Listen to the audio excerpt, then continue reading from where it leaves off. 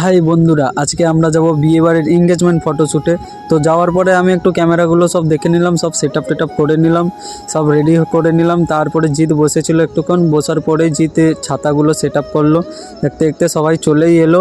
তারপরে আমি জিতকে ক্যামেরা দিয়ে দিলাম, বললাম তুই তুল, তোরই ক্যামেরা। ওই প্রথমে তুলছিল, তারপরেই আমাদের ছাতার একটা লাইট গেল কেটে, লোকসান।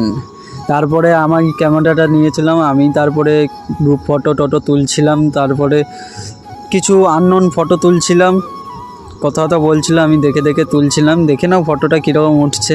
তারপরেই দেখতে দেখতে এঙ্গেজমেন্ট চালু হয়ে গেল। আমি ফটোগুলো তুলে নিলাম। তারপরে আউটফিট কিছু ফটো তুলতে আসছিলাম উপরে।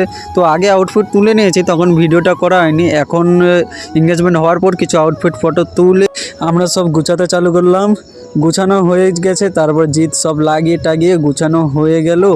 তারপরে সবাই গুটি গুটি পায়ে চলে গেলাম, টাকা নিয়ে ঘর যাবার পালা চলে আসলো।